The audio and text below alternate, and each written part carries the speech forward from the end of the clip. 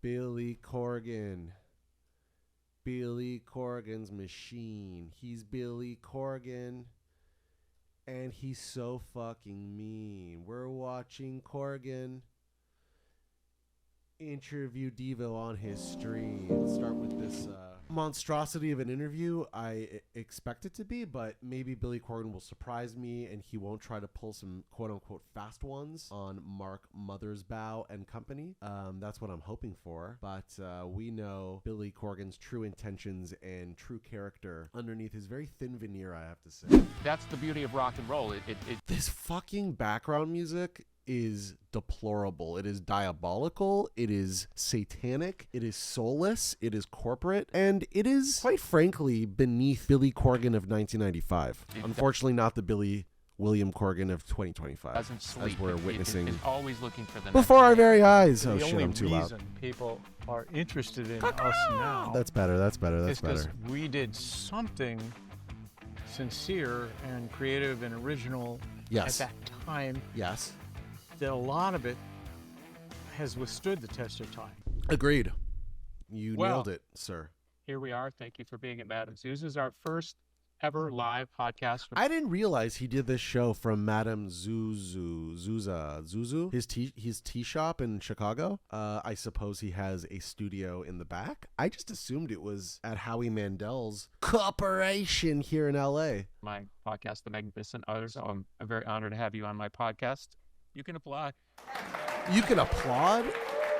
What is he, Jeb Bush? Okay, so he's okay. Maybe what I'm figuring out here is he usually does the show in the Howie Mandel warehouse space in LA, but here he's doing a live performance at his own tea house in Chicago in front of a live audience, and that's why he got all this beautiful plant life. I'll give him one piece of credit. His set design on this is much, much, much better than what he's been rocking up to this point that I've witnessed from his normal broadcast. It's hard to get people to visit, and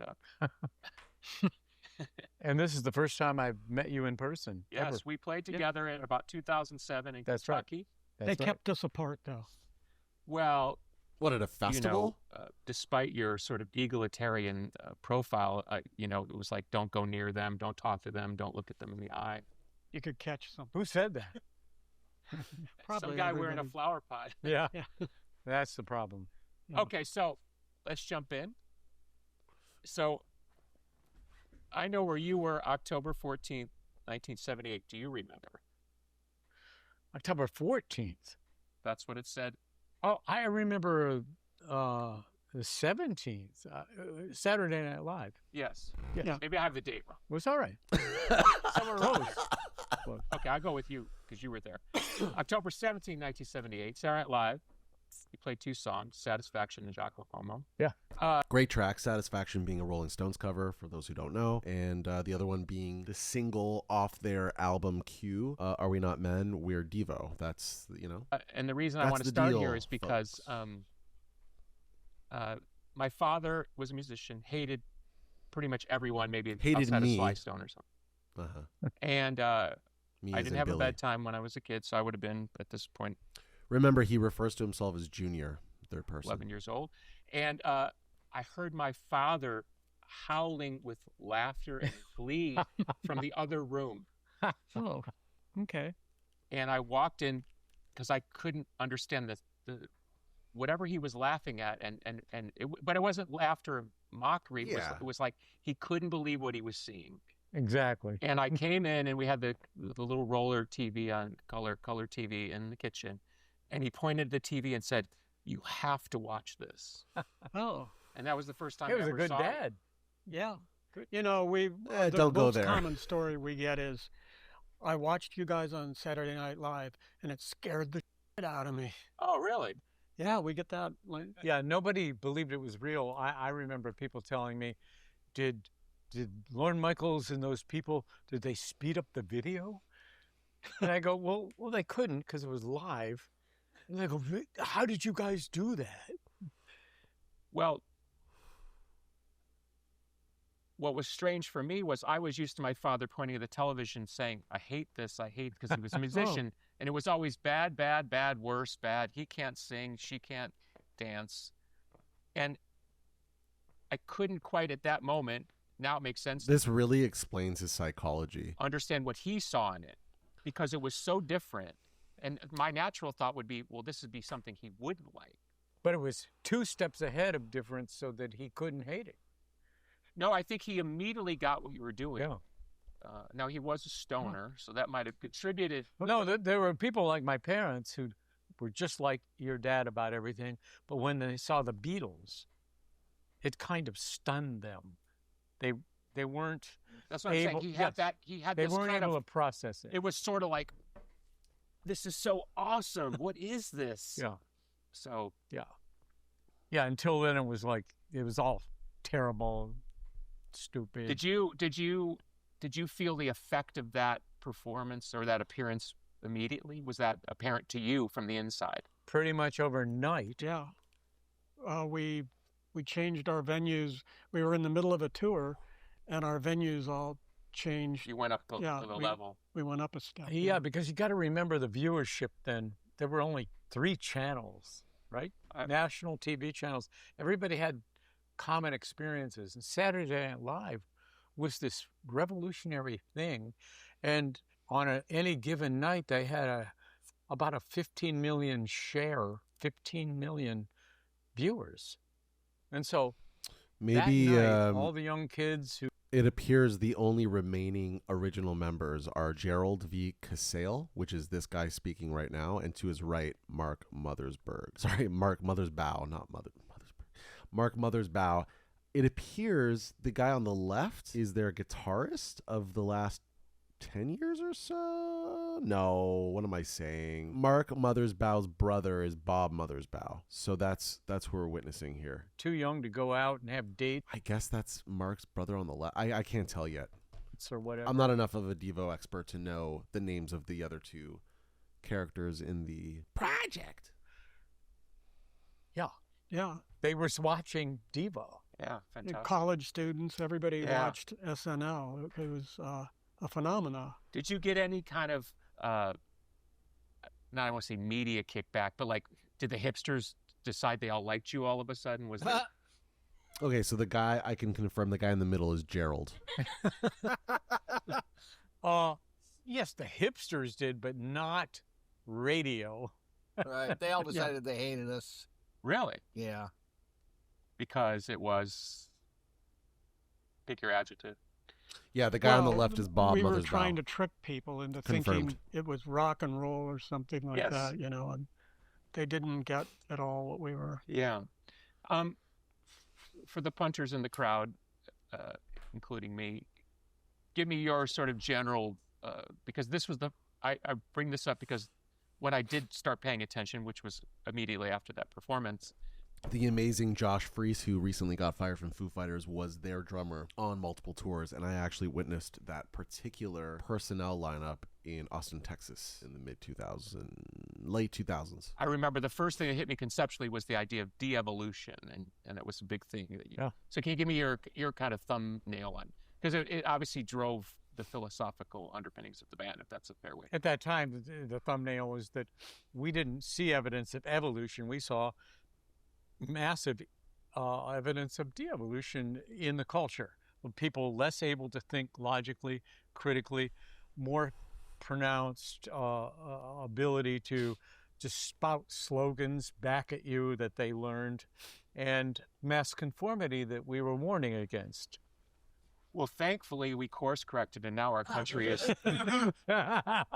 Yeah. What's It's all better now. What's frightening is not only were you right. I mean, it's the trend line has continued. Correct.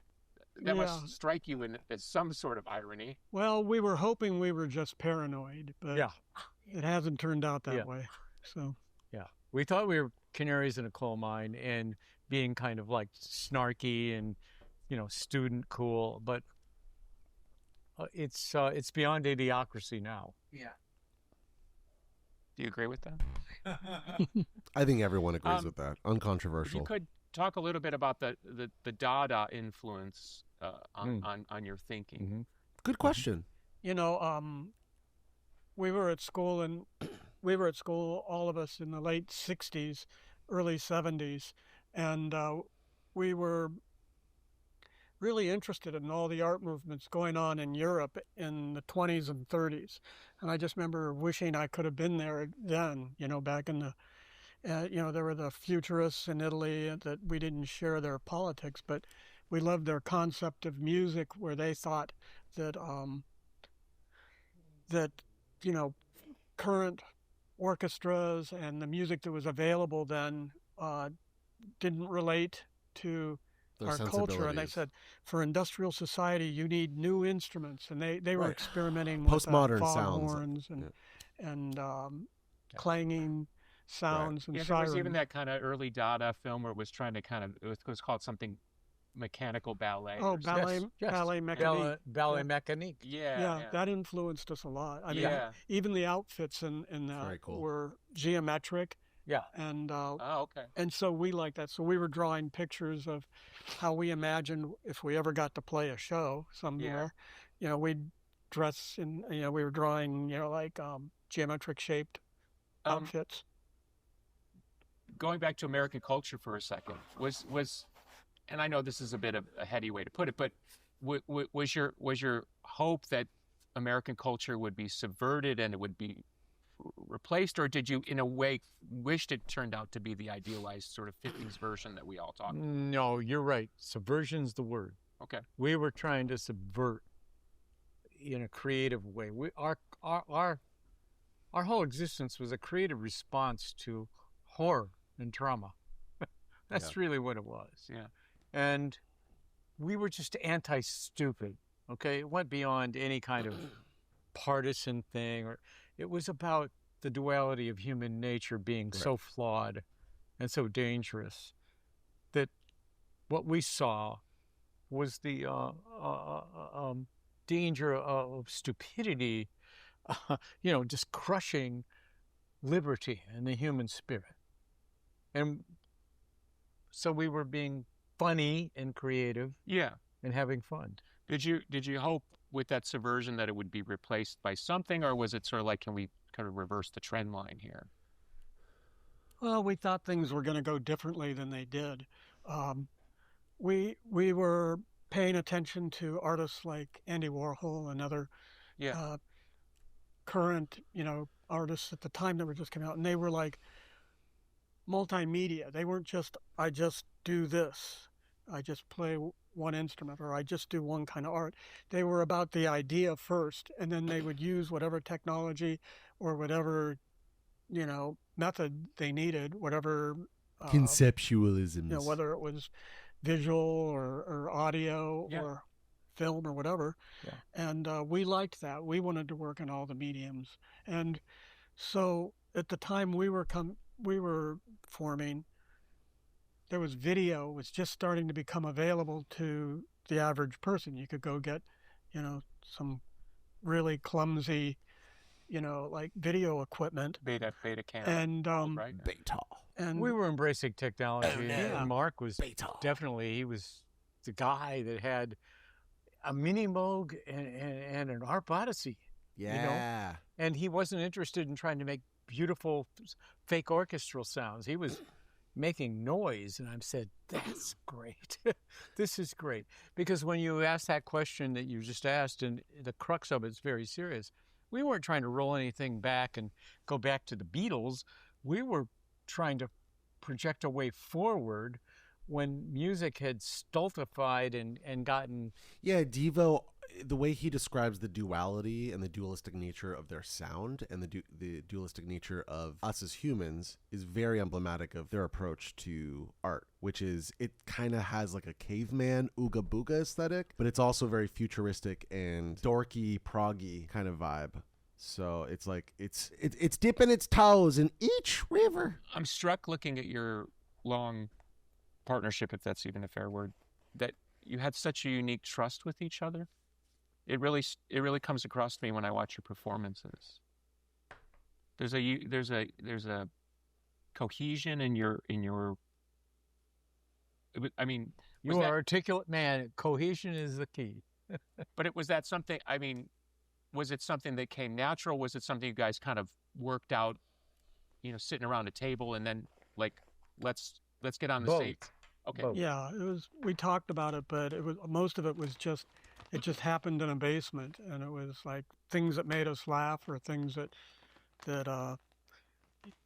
We They're were all chill on the same bros. page as Yeah. people They're chill bros, Billy. You should learn how to be one of these days. like to say, and we wanted the same thing. We had the same goal, and we worked together in a collaborative way to make it happen. It's really beautiful to watch because, you know, having been in bands, doesn't take much for people to go in their own direction. yeah. Oh yeah, Well, and that's natural. That's human. You know, and a band in many ways is like a family, and, you know, blood here too. But it doesn't always work that way. I mean, there's reality sets in at some point. But when I watch those performances, it's like you committed to that space in a way there's very few bands I can think of that are all in the same direction at the same time. and that's what energized me, and that's what I loved. That's it was incredible. And that's what people like too, because they like to I see. just want to say I've been fucking with Devo since I was 8 years old. I requested Devo's greatest hits for my birthday that year. Any family member could have. It was up for grabs, if you will, right? And I think my cousin Stevie ended up buying it for me, and I was really happy. And I gave him a big hug. But he is autistic, and he's the type of autistic person who doesn't like to be touched. And I didn't know that I was 8 years old. So he like recoiled, like, I don't like being hugged. But I was like, yeah, okay. But thanks anyway. I love Devo, and my love affair for Devo has not ended since then. I mean, that was 1994. We're in 2025 now. You could say, but Shmu, you didn't know the names of the other guys in Devo. Fair.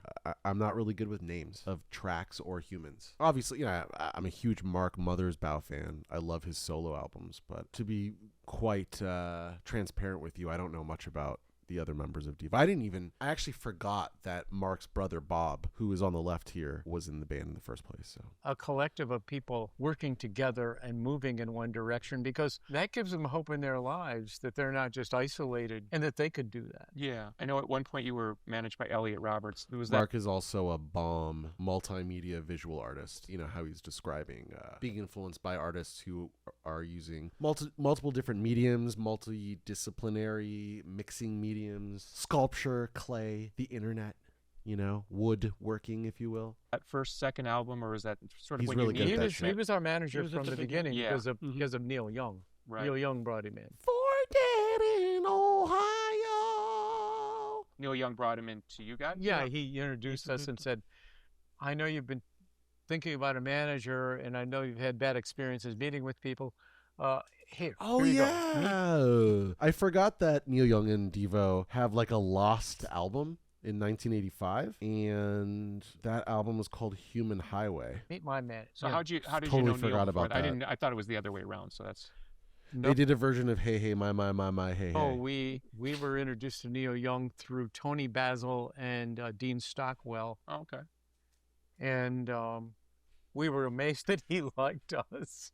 It was just like, Well, he just put out a record called Trans, which was highly inspired by what was going on by bands such as Devo and other new wave electro bands like, well, especially Kraftwerk. They're hugely inspired by Kraftwerk. So Well, he's definitely a kind of an outlying personality. yeah, he didn't want to be Absolutely. Neil Yeah. in the 80s. But the reason I bring up And Elliot he got is sued I about was it by managed David Elliot Geffen. at one point. So I Oh. didn't know that. yeah, so Sorry about that. No, I mean that's great. That's great. I was getting there. I was getting there. But you know, Elliot, you know, he sort of extolled the '60s virtue of not selling out and Yeah. Yeah, that was until good it doesn't side. work. You know what I mean? Yeah. But I was curious how that worked. Did that kind of '60s? He wasn't really a hippie, but he was very much a '60s brain. How did that fly with you guys at the time? We liked him as a person, but his management style was very ineffective. And about 2 years in, we had met this guy, Bill Gerber, who was young and brash and smart and plugged into what was happening with the emerging music scene. And we actually told Elliot we wanted him to hire Bill Gerber or we had to leave. And so he hired Bill Gerber, and Bill Gerber turned everything around. Did you end up going with him eventually then, or? Well, Bill Gerber worked for Elliott till the end. Oh, so it kind of worked. Yeah. I like how Bob Mothersbaugh has just been chewing gum and is just like super zen and chill and hasn't said a single word for half an hour. We're into this interview so far. Okay. And Bill Gerber ended up being a big deal producer for Warner Brothers Films. Right. When you guys kind of, and I don't know if what your memory is, but it seemed like your that movie with Neil, was it Human Highway? Human Highway. Human Highway, yeah.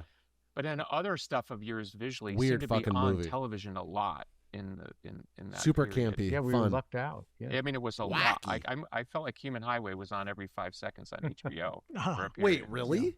But Well- what was your thought of working with Neil so publicly? You know, did you you sort make of love see it to as him? an alliance, or it was fun, or?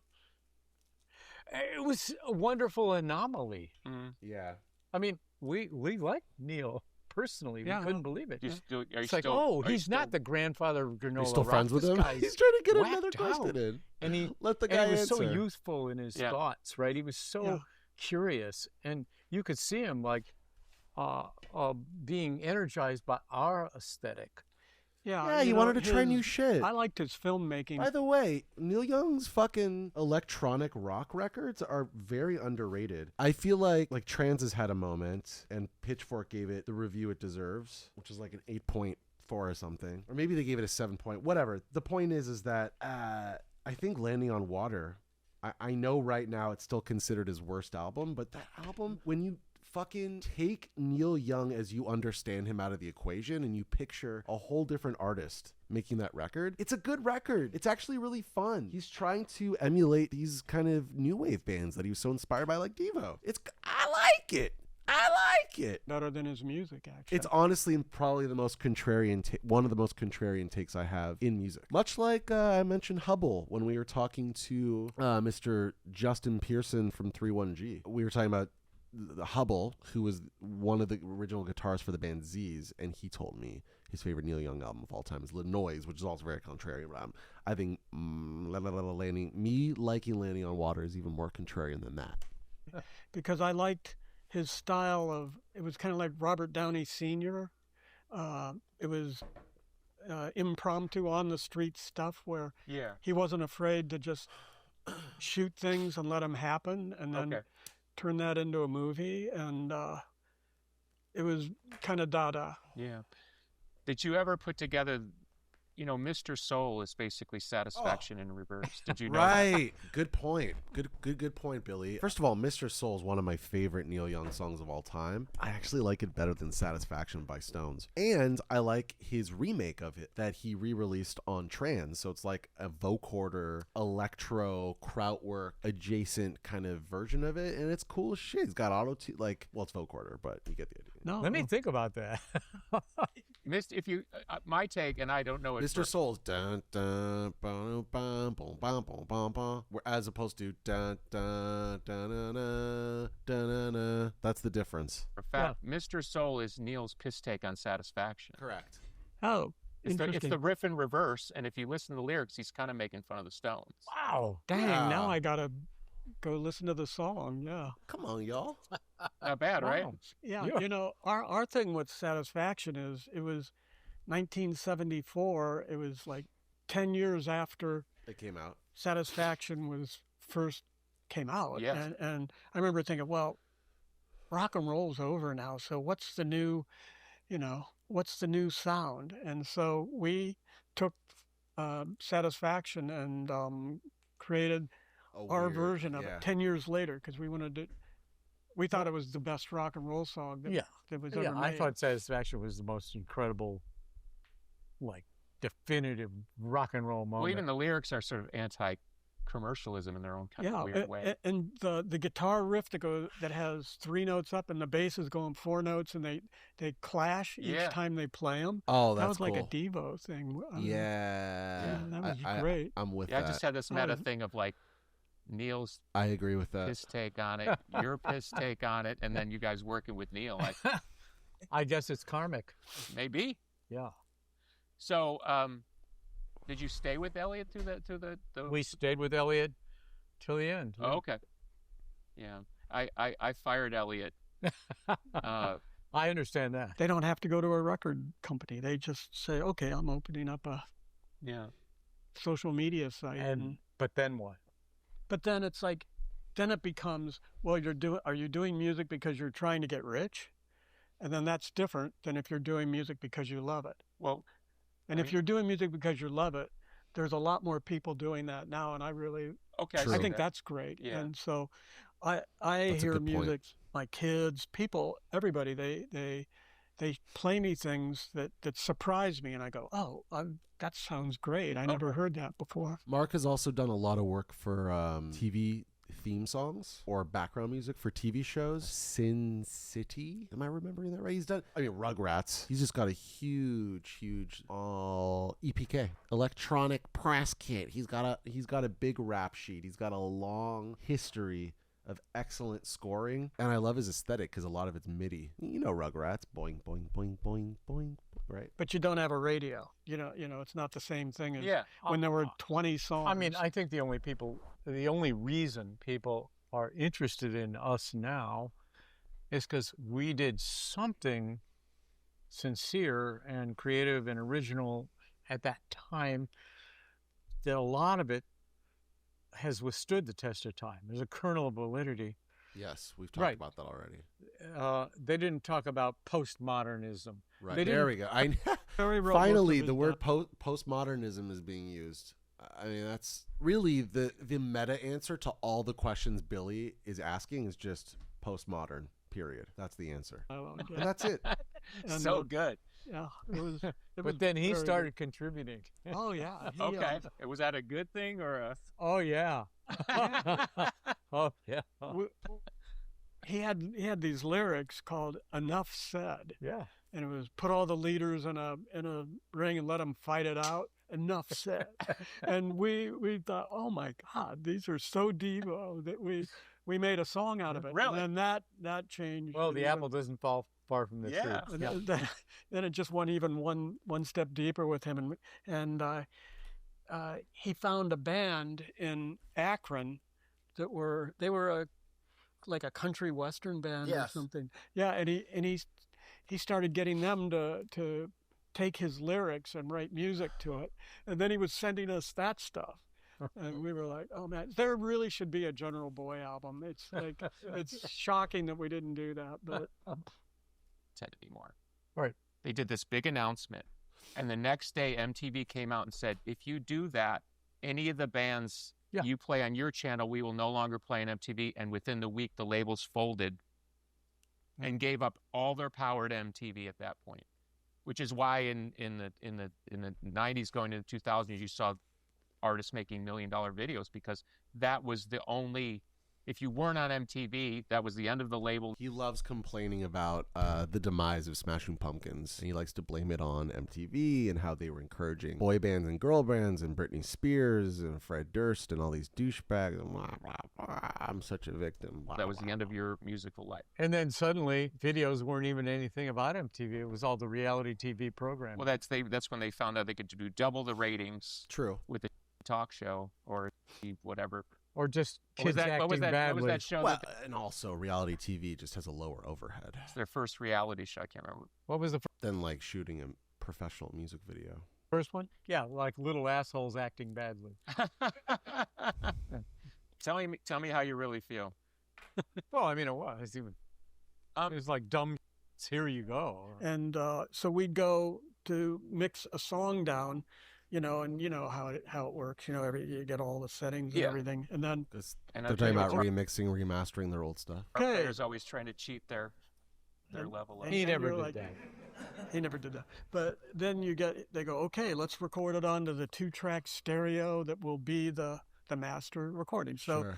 they start the tapes, and we'd all be standing there. You stare straight ahead because there's 2 stereo speakers. Or maybe they're just talking about the when they mixed their material originally back in the 70s and 80s. And I remember Yeah, I reaching remember. up and going like this on the Bowie and the Eno tracks. And out of the side, I'd see Enos go like that and look at me, and I'd just pretend I didn't see him, and we'd record the song, and he didn't know how to deal with it. He just we just said, okay, that was it, and we all shake hands and high five. Have you ever gone back to sort of revisit their musical contribution? Yeah, I kept all of the 24-track masters, and we were transferring them, and I had forgotten there were all these tracks. I'm looking at this beautiful Brian Eno handwriting because it was before automation. So it's like he did all the EQ settings and all the effects settings and everything in this beautiful. And then I'm looking, it said things like Brian's vocal, right. David Bowie. Can't recall your settings, so everything's analog. You got to fucking write it in notebooks. And when you come back to the studio after you've been away from it, you got to change all the knobs to how you had them the last time you were there. David's vocals, David's guitar part. And I'm like, what's that stuff? And so I kind of got the message to him through a mutual friend that, would you want to take the tapes back and mix them the way you were going to mix them? And he just kind of said, no. Does Bob say one fucking thing this whole interview? I don't think he. That was it. It was 2 letters, yeah. But have you thought about, seems like an interesting alternate universe, like if you guys release those? We were in a scenario where we went in to do our 4th album. We were writing it and we were working on it, and there would be people from the record company coming in and popping their heads in the door and going, hey, how you doing? And we go, oh, we're doing fine. And they'd never shown up before. I mean, I remember we played the Forum and there were people from Warner Brothers who said, I didn't even know you were on our label. It was that kind of a thing before that. And then after Whip It, they said, well, go ahead, good luck, but whatever you do another Whip It. Yeah, exactly. Like, well, we never thought about music that way. It's like you didn't even think of Whip It as a single when you wrote it. No, it was kind of responding to Thomas Pynchon. I mean, Whip It is the song that got me into Devo when I was 8 years old. It instantly appealed to me. Really, there was like in Gravity's Rainbow, there were this very serious story that's really complicated, and then somebody would be looking out the window and they'd be distracted by little kids playing a nursery rhyme game, and he'd go through the whole nursery rhyme, the poem of it in his book, and then it would go back into the complex story. And then Jerry broke down in tears, and he was sobbing and inconsolable, and that was the end of that. That's an amazing story. Yeah. I don't know what's being said here, but I apologize. We have a very, very sick Savannah cat, and that was my wife. And, yeah. The Savannah cat ate a medical pill that's meant for my yeah at the time. Yeah. Writing music, for instance. On some level, are you still not? You're not. On some level, am I getting you right? You're still endorsing the human agency in this equation. Sounds like it. I am. Yeah. All in all, this seems like a very uncontroversial interview. I don't really have much criticism for Mr. William Corgan Jr. Yeah, I feel like it's just sort of like a middling interview. There's I mean, if you want to know more about Devo, I'm sure it's a great watch, but it's not like I want Billy Corgan to draw the drama out of them to entertain me. But I guess I don't know. I feel like maybe if they went through the topics a little faster, it would have kept my attention more, but I wasn't enamored with this interview. But I also wasn't offended, so that's a first in a long time for the way that I consume Billy Corgan's interviews. And to be fair, I haven't listened to his stuff in a long time either, so. Okay, my pizza's going to show up in 12 minutes, so, you know what I mean? That's not a bad way to wrap up the night after watching a middling interview and listening to a middling album. To be fair, Billy Corgan conducted a fine interview. Devo conducted a fine interviewee. I just didn't feel like they meshed or something. It just wasn't flowing for me. A little awkward.